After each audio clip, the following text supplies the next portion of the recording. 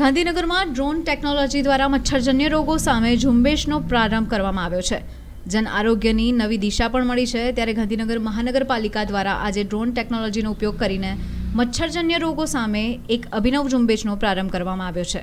આ કાર્યક્રમનો શુભારંભ માનનીય મેયર શ્રીમતી મીરાબેન પટેલના વરદ હસ્તે પોર ગામના તળાવથી કરવામાં આવ્યો હતો, જ્યાં તેમણે પોતે ડ્રોન ઉડાડીને નમો ડ્રોન દીદી તરીકે નવતર અભિગમની શરૂઆત કરાવી હતી.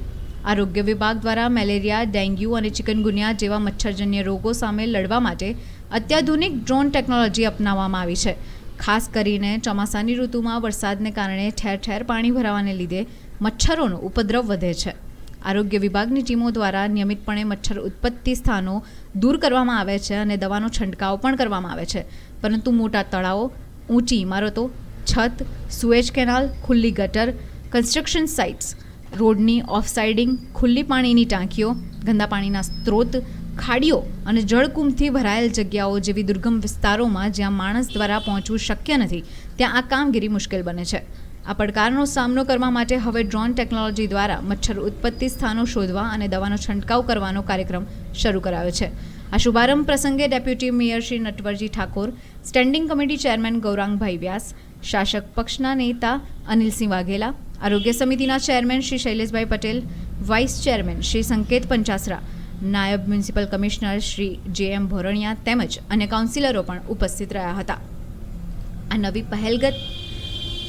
નવી પહેલ અંતર્ગત ડ્રોન ટેકનોલોજીનો ઉપયોગ કરીને મહાનગરપાલિકા વિસ્તારમાં સર્વે કરવામાં આવશે. સૌપ્રથમ AI/ML artificial intelligence machine learning આધારિત ડ્રોન દ્વારા મચ્છર ઉત્પત્તિ સ્થાનો શોધી કાઢવામાં આવશે. ત્યારબાદ આ સ્થળોને ગૂગલ મેપ પર રાખીને અક્ષાંશ, રેખાંક અને ફોટોગ્રાફ્સ દ્વારા લોકેટ કરવામાં આવશે. આ વિગતવાર માહિતી એક ડિજિટલ પ્લેટફોર્મ પર ઓનલાઈન રીતે ઉપલબ્ધ હશે.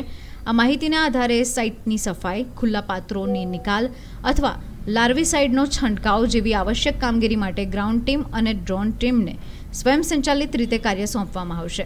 તેમની દ્વારા કરાયેલી કામગીરી ઓનલાઈન પ્લેટફોર્મ પર લાઈવ મોનિટરિંગ પણ શક્ય બનશે, જે વિભાગ માટે અત્યંત મદદરૂપ બનશે. જ્યાં ગ્રાઉન્ડ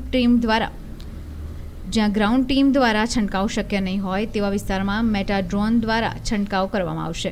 આ નવતર અભિગમ આદરણીય પ્રધાનમંત્રી શ્રી નરેન્દ્રભાઈ મોદીના 2030 સુધીમાં ભારતને ડ્રોન હબ બનાવવાના દૂરંદેશી દ્રષ્ટિકોણને અનુરૂપ છે.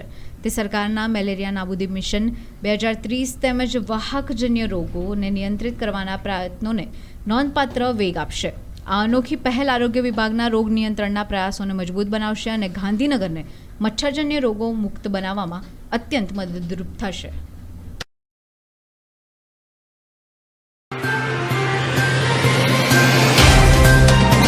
तो व्हाट्सएप, ट्विटर, फेसबुक, इंस्टा जहाँ भी आपका अकाउंट है, इसे शेयर बटन के द्वारा वहाँ पर शेयर करें.